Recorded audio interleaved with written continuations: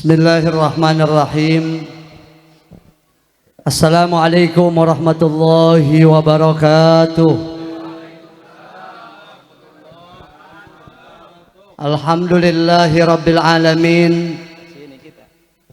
Alhamdulillahilladzi ja'alal mauta rahatan li'ibadihil mu'minin. Wassalatu wassalamu ala sayyidina wa maulana Muhammadin Habibi Rabbil Alamin wa ala alihi wa sahbihi wa man tabi'ahum bi ihsanin ila yaumiddin. Amma ba'du, faqad qala Allah Ta'ala bismillahirrahmanirrahim.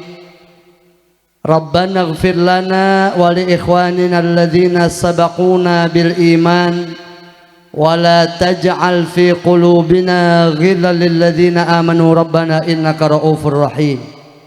Sadaqallah wa sadaqa Rasulullah sallallahu alaihi wasallam. Al-mukarramun, segenap para ulama, para kiai, para asatidz, para tokoh masyarakat, bapak ibu hadirin hadirat, jamaah majlis haul, jamaah majlis tasyakur, dan juga jamaah maulidur Rasul sallallahu alaihi wasallam, yang mudah-mudahan semua kita yang berkumpul malam hari ini bersama orang-orang yang mulia, mudah-mudahan kita semua dimuliakan Allah Subhanahu wa Ta'ala. Malam ini kita berkumpul di tempat ini, kelak kita barang-barang berkumpul di surganya Allah Subhanahu wa Ta'ala. Wabil khusus yang mulia al-mukarram wal muhtaram guru kita Abuya Kiai Haji Muhammad Maksus, kita doakan beliau mudah-mudahan Allah panjangkan umurnya, Allah berikan sehat walafiat, dan mudah-mudahan ilmu-ilmu beliau barokah manfaat buat kita dari dunia sampai akhirat. Al-mukarram wal muhtaram guru kita ayahanda Kiai Haji Syamsuddin Nur, juga doa yang sama untuk beliau, mudah-mudahan terus Allah jaga dalam sehat walafiat.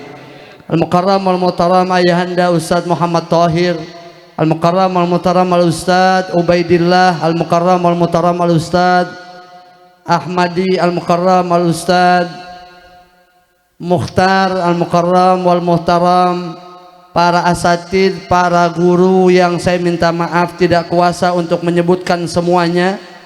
Terkhusus juga ada sahabat saya al-mukarram Ustadz Ahmad Suhari, al-mukarram pembawa acara al-ustad Zainal Arifin, dan para asatidz yang lain yang tidak kami sebutkan satu persatunya. Teriring doa, mudah-mudahan guru-guru kita terus Allah pelihara dalam sehat walafiat. Keluarga besar almarhum wal maghfurlah, orang tua kita Kong Bapak Abdurrahim bin Kong Pondok, yang mudah-mudahan keluarga besar yang mengadakan acara malam hari ini senantiasa terus Allah berikan banyak keberkahan. Satu ketika ada seorang ibu yang ditinggal meninggal oleh anaknya. Di malam pertama ketika anaknya dikuburkan, ini seorang ibu bermimpi. Mimpi anaknya yang meninggal dunia mendapatkan siksa di alam kuburnya. Ketika mendapatkan siksa di alam kuburnya di malam pertama, karena bapak saudara, malam yang paling mengerikan di alam kubur itu adalah malam yang pertama.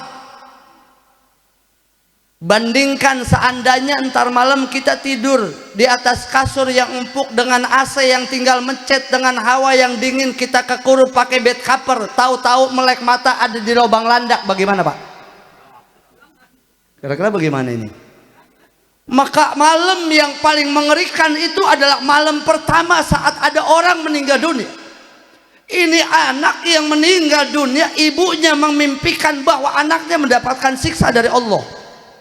Fahazinat, ini emak yang memimpikan anaknya disiksa di alam kubur, dia bersedih.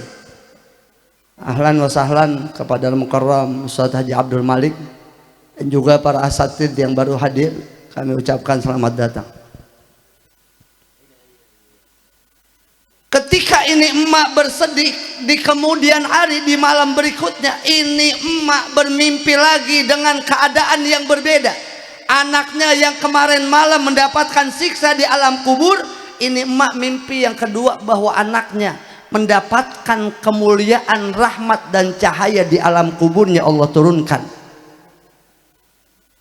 Emaknya nanya, kemarin malam disiksa, ini karang romana girang banget, bapak lagi susah, kemudian ada yang dibagi duit, girang nggak?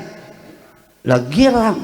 Kita lagi kesusahan, malam pertama ini orang kesusahan, malam kedua dia mendapatkan karunia, ada yang bagi duit, girang apa enggak?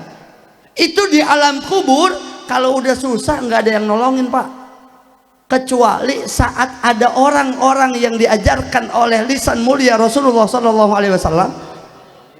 Satu ketika ada sahabat Nabi yang bertanya, ya Rasul sallallahu alaihi Muhammad, kalau saya lewat kuburan kudunya saya ngucap apa? Rasulullah SAW kemudian menjawab, qul assalamu alaikum ya ahlad diyar minal muslimina wal muslimat wal mu'minina wal mu'minat, antum lana salafun wa nahnu lakum tabaun wa inna insyaallahu bikum lahiqun, nas'alullaha lana wa lakumul afiyah. Pada melongo aja ini, panjang banget ya, udah kagak pernah baca ya. Iya.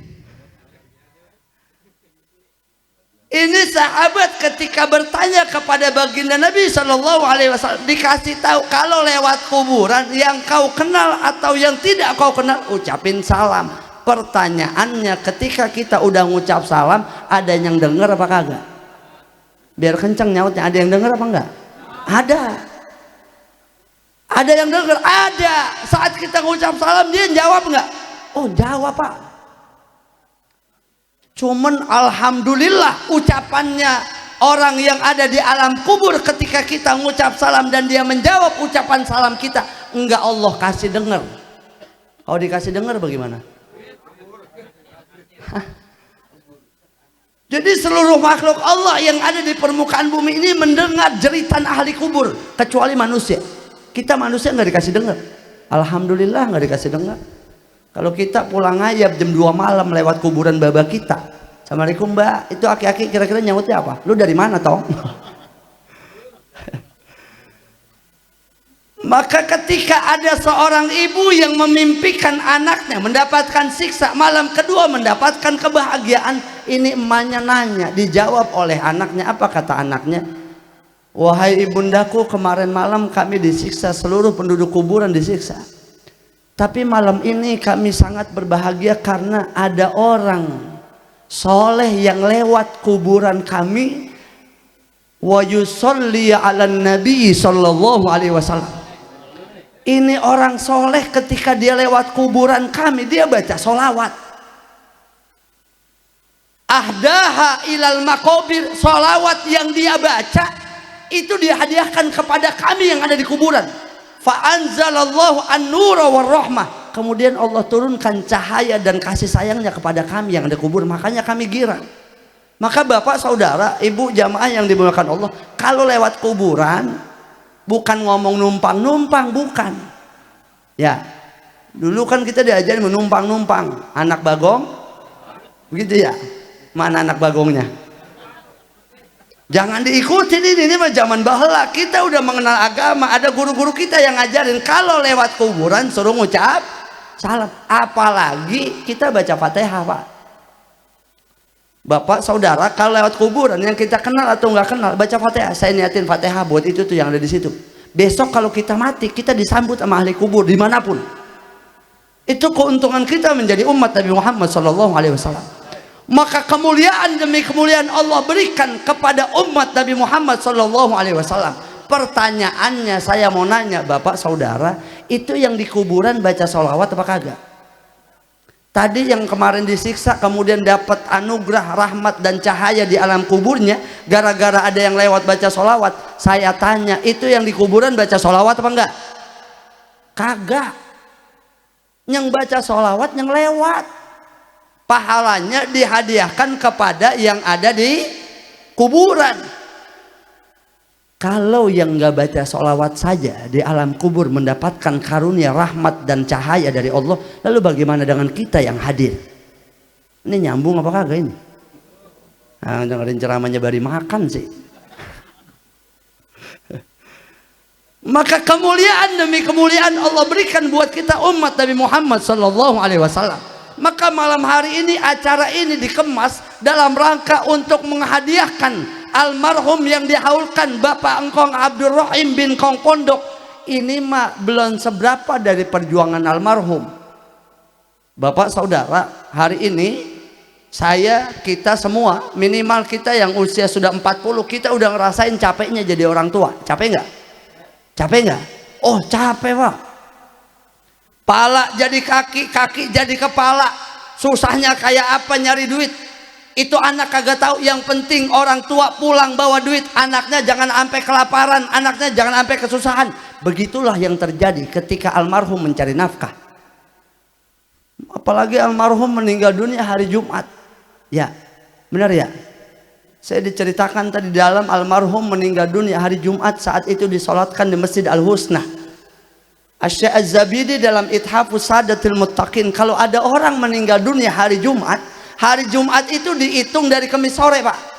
Maka Bapak saudara kalau mau mesen mati jangan hari Sabtu Minggu, jangan. Jangan, ada orang sono ada. Ini cerita fakta nggak bohong. Gua matad, ntar kalau mati mintanya hari Minggu aja. Emang apa Pak? Sebab kalau hari Minggu banyak yang libur kerja. Kalau libur kerja nanti pada datang. Kalau datang, kalau kagak. Karena orang yang meninggal dunia itu hakikatnya dia jadi magnet Pak. Yumayyizullahu baina ahbabihi wa adai. Allah akan membedakan saat ada orang meninggal dunia, itu orang jadi kekasih Allah apa jadi musuhnya Allah. Kalau udah mati baru ketahuan. Kan kalau model sekarang nih Pak, yang tadi nggak sembahyang subuh nggak ketahuan, ya nyamar.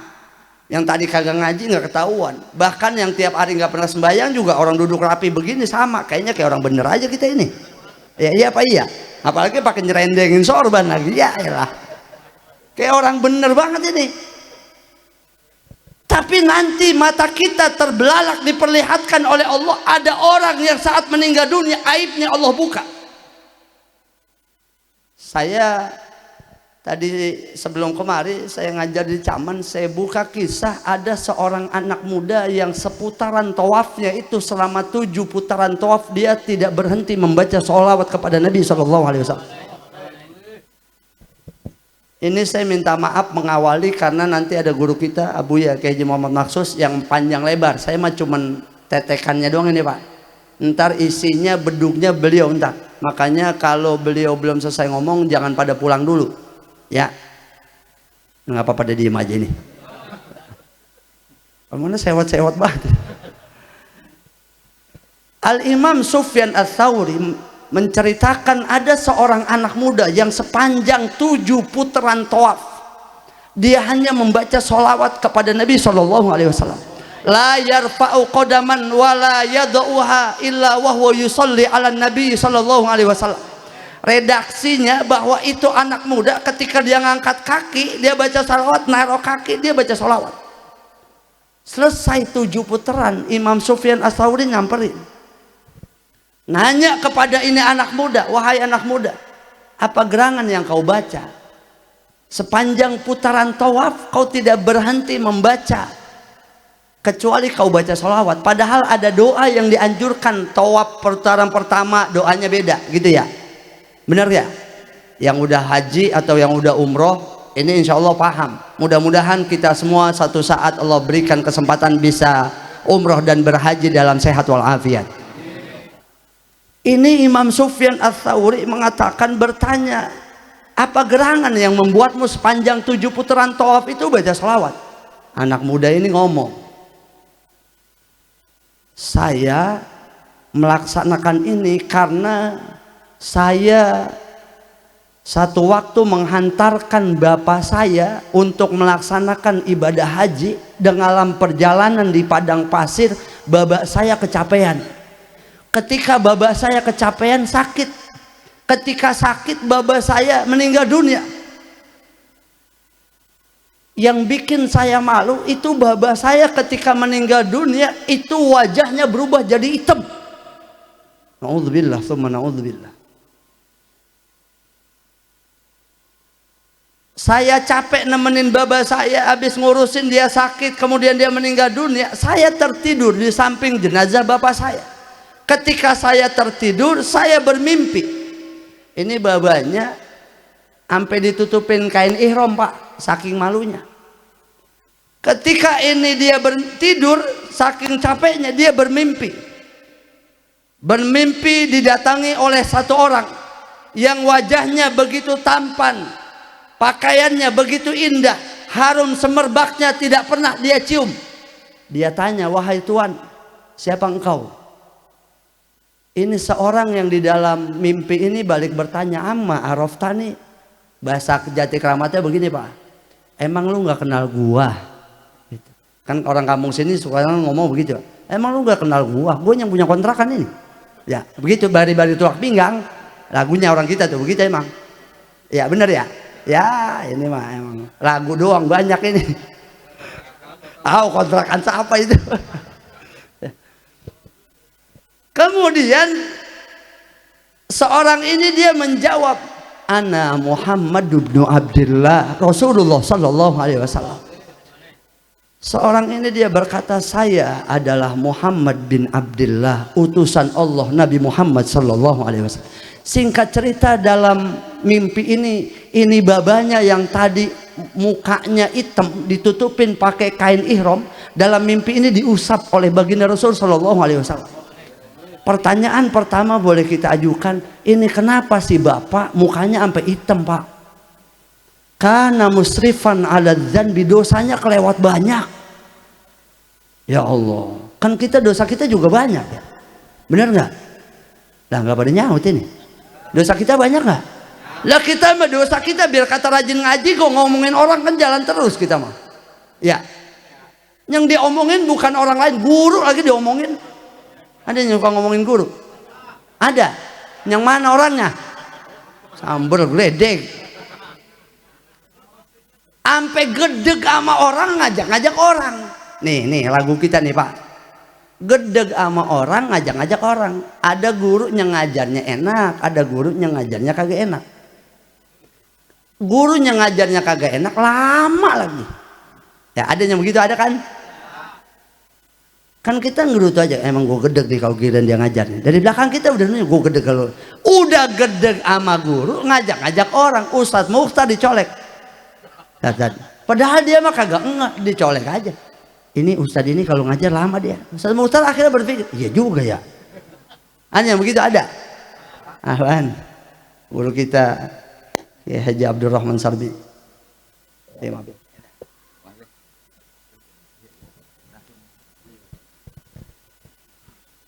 Ini terusin ini, Pak. Hah?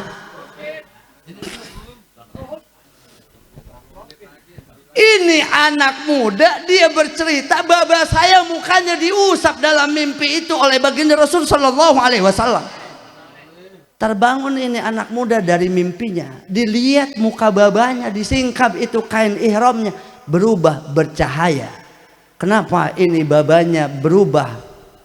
Sebab diusap oleh baginda Rasul sallallahu alaihi wasallam, karena kendati pun dia dosanya banyak, dia tidak pernah berhenti bersolawat kepada Rasulullah sallallahu alaihi wasallam. Jadi kalau kita mau ngandelin sembahyang kita, puasa kita, ibadah kita, udah ketaker, Pak. Bapak mau masuk surga lewat apa? Sembahyang? Ya kagak nempil sembahyang mah. Sembahyang. Siapa yang sembahyang nggak khusyuk di sini? Ada yang sembahyang khusyuk? Ustadz yang jadi ustadz aja nggak khusyuk sembahyang. Nih saya lagi sembahyang asar di rumah, ada orang undang. Bini saya yang nemuin, Ustadz mana lagi sembahyang, emang apa? Ntar habis maghrib sudah datang selamatan di rumah. Iya dah. Bini saya yang nemuin, kelar sembahyang asar, saya nanya sama bini, siapa tadi gue lagi sembahyang denger ada yang undang. Bener nggak begitu? Lah itu aja ini Ustadz sama. Model kayak kita nggak ada yang khusyuk, Pak. Mau ngandelin apa kita? Puasa kita benernya hari pertama doang sama kedua. Lah udah mau deket lebaran kan bilang sitan puasa. Dia terawih udah kagak urus, ada yang imam baru serokaat udah atahiyat, puyeng kepalanya. Sedekah kita berapa duit? Masuk tanggukan Jumat berapa duit, Pak? 2.000 pengen masuk surga. Dari mana mau masuknya? Kecuali khususiyah ummatul Muhammadiyah sallallahu alaihi wasallam. Sayyid Muhammad bin Alwi bin Abbas al-Maliki mencantumkan sedikitnya ada 39 keutamaan buat umat Nabi Muhammad sallallahu alaihi wasallam yang rajin baca sholawat kepada beliau. Di antaranya adalah ketika ada orang baca sholawat, maka sesungguhnya dia sedang menjadikan dirinya mendapatkan penghapusan 10 dosa-dosanya. Sallu ala Muhammad, sallu ala Nabi Muhammad. 10 kesalahannya Allah hapus, 10 derajat Allah angkat, bahkan Allah berikan keselamatan dari dunia sampai akhirat. Maka kemuliaan demi kemuliaan Allah berikan buat kita umat Nabi Muhammad sallallahu alaihi wasallam. Maka malam hari ini kita diajarkan oleh keluarga besar almarhum, beliau rempuk dengan saudara-saudarinya yang berjumlah lebih 10 orang. Ya, lebih 10 orang kan? Maka saya nitip kepada keluarga yang ditinggalkan, masih ada satu doanya yang mustajab, yaitu seorang ibu. Jangan pernah tinggalkan doa dari seorang ibu, karena apa yang didoakan oleh ibu itu melebihi derajat doanya 80 wali. Kalau hari ini banyak orang yang susah, banyak orang yang melarat, karena boleh jadi sama orang tuanya dia kagak tapi open. Kalau hari ini banyak orang yang susah dalam usaha, nyari kerjaan susah. Kenapa? Karena wali yang ada di rumah nggak pernah diperhatikan. Maka saya mesen buat saudara-saudara saya yang ada di sini, mumpung kita masih punya orang tua, maka muliakan orang tua kita, karena orang tua kita ausatu abwabil jannah. Ibu dan bapak kita adalah pintu tengahnya surga. Kalau pintu tengahnya udah bisa kebuka, insya Allah kita semua bakal masuk ke dalam surganya Allah subhanahu wa ta'ala. Maka mudah-mudahan apa yang dilaksanakan malam hari ini menjadikan sebab Allah berkahi kita dunia dan akhirat. Al-Fatihah. Bismillahirrahmanirrahim. Alhamdulillahirabbil alamin arrahmanir rahim maliki yaumiddin. Iyyaka na'budu wa iyyaka nasta'in ihdinas siratal mustaqim. Siratal ladzina an'amta 'alaihim ghairil maghdubi 'alaihim waladdallin. Amin. Rabbana ighfir lana wa liwalidayna amin ya rabbal alamin. Kita doakan keluarga besar khusus yang menjadi wasilah saya sampai kemari, Ibu Siti Rohmah, putri, salah satu putri dari almarhum, bahwa beliau sering hadir di majlis-majlis taklim. Kemuliaan orang tua yang punya anak rajin hadir ke majlis taklim, maka sesungguhnya orang yang hadir ke majlis taklim dia sedang memberikan pengampunan dosa buat ibu dan bapaknya yang berada di alam kubur. Mudah-mudahan keluarganya terus senantiasa Allah berikan banyak keberkahan. Amin ya rabbal. Terima kasih. Hadanallahu wa iyyakum ajma'in. Assalamualaikum warahmatullahi wabarakatuh.